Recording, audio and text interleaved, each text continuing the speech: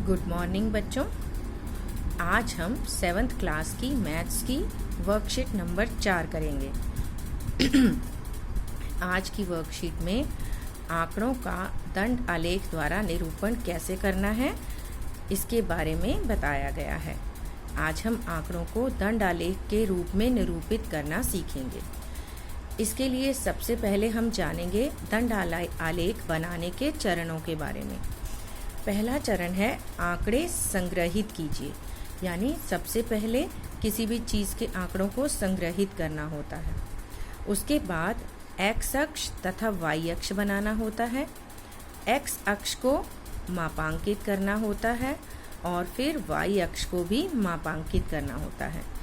और फिर पांचवा चरण है दंड आलेख खींचना और छठा चरण है कि अब हम इन आंकड़ों की सहायता से कुछ भी व्याख्या कर सकते हैं। चलिए इसे हम दिए गए उदाहरण द्वारा समझने की कोशिश करते हैं। कक्षा 7 के अध्यापक की आर.के. जैन ने सप्ताह के प्रत्येक दिन कार्यपत्रक भेजने वाले विद्यार्थियों के निम्नलिखित आंकड़े प्राप्त किए।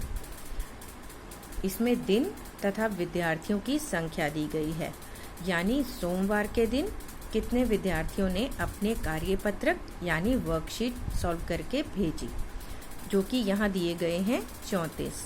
इसी तरह मंगलवार के दिन 28, बुधवार को 45, गुरुवार को 48 और शुक्रवार को 39 और शनिवार को 35।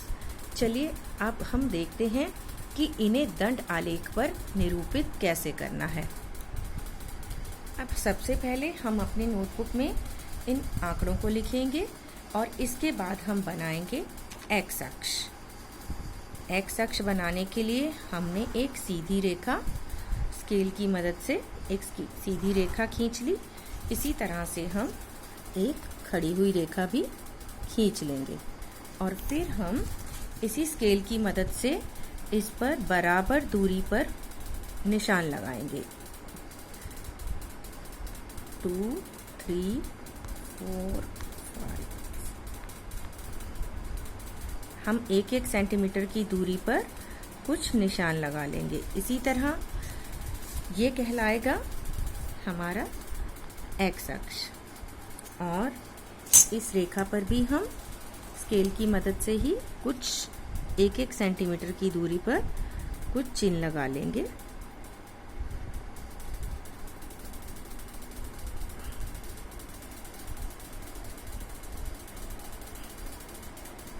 ये है हमारा वाई अक्ष। अब हम हमारे क्वेश्चन में जो दिया गया है दिन, नीचे लिखेंगे दिन। जैसा कि हमने चरण में पढ़ा था कि एक्स अक्ष को मापांकित कीजिए, तो हमने एक्स अक्ष पर लिख दिया दिन। इसी तरह से वाई अक्ष पर आ जाएगी विद्यार्थियों की संख्या।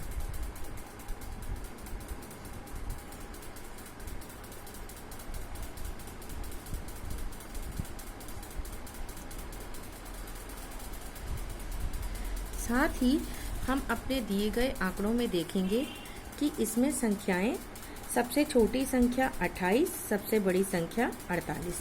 अब हम यहाँ पर 0 से स्टार्ट करके 10-10 का गैप ले लेंगे, यानी 1 सेंटीमीटर को 10 मानकर 1 सेंटीमीटर बराबर 10 इकाई। ये हमारा पैमाना हो गया। 10, 20, 30, 40, 50 इस तरह से हम कुछ संख्याएं लिख लेंगे। अब हमें नीचे से हमने देखा कि सोमवार को विद्यार्थियों की संख्या 34 है, तो हम यहाँ पर पहली 2 रेखाओं को लिखेंगे सोम। उसके बाद हम 1 सेंटीमीटर जितना छोड़कर फिर अगली 2 रेखाओं को लिखेंगे मंगल। इसी तरह अगली 2 को बुध, गुरु। अभी हमारी रेखाएं कम रह गई हैं। ये हो जाएगा शुक्र और हम थोड़ा इस रेखा को बढ़ा लेते हैं। ये हो गया शनि, शुक्र, और ये शनि। अब हम सोमवार को 34 तक उठाएंगे। सोमवार पर दंड खींचते हुए इसे 34 तक उठाएंगे। अगर हम ध्यान से देखें तो हमारा 34, 30 और 40 के बीच में, लगभग बीच से थोड़ा सा नीचे। इसी तरह से इसको भी उठाएंगे। अगर हम इसे ग्राफ पर बनाएंगे तो ये बड़ी आसानी से बन जाएगा। ग्राफ में हमारे पास इस तरफ 10 लाइनें होंगी, गिनकर हम 30 के बाद चौथी लाइन तक इसे उठाएंगे, जिससे गलती होने की संभावना बिल्कुल भी नहीं रहेगी। तो ये सोमवार का दंड हमने खींच दिया 34 तक। इसी तरह से मंगलवार का हम खींचेंगे 28 तक।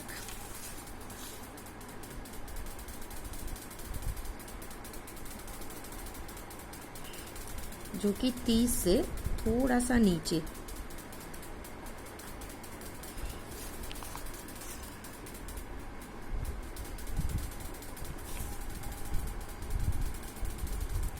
इसी तरह बुधवार का 45 तक। इसी तरह से हमने बुधवार को 45 तक ले लिया, गुरुवार को 48 तक और शुक्रवार को 39 तक और शनिवार को 45 तक। इस तरह से हमारा ये दंडालेख पूरा तैयार हो गया। अब हम चलते हैं दूसरे प्रश्न की तरफ। जैसा कि आप अपनी वर्कशीट में भी देख सकते हैं कि हमें अभ्यास के लिए भी 2 प्रश्न दिए गए हैं, जिनमें से पहला प्रश्न है, निम्नलिखित आंकड़े किसी कक्षा के 6 विद्यार्थियों द्वारा प्राप्त किए गए कुल अंकों को दर्शाते हैं। इन्हें एक दंड आलेख द्वारा निरूपित कीजिए। चलिए अब हम देखते हैं कि इसे कैसे करेंगे। सबसे पहले हम दिए गए आंकड़ों की मदद से, जैसा कि हमें दंडालेख बनाने के चरण में बताया गया था, हम x अक्ष को मापांकित करेंगे। इस पर हमने लिख दिया विद्यार्थियों के नाम A, B, C, D, E, F और दूसरी तरफ y अक्ष पर हमने लिख दिए प्राप्तांक, जिन्हें हमने बराबर दूरी पर लिया, 10, 20, 30, 40, 50, 60, 0 से शुरू करते हुए। अब हम दंडालेख बनाना शुरू करेंगे। A को हम 25 तक उठाएंगे, B को हम 26 तक उठाएंगे, C को 42 तक, D को 29 तक, E को 39 तक, F को 45 तक। आप देख सकते हैं कि A को हमने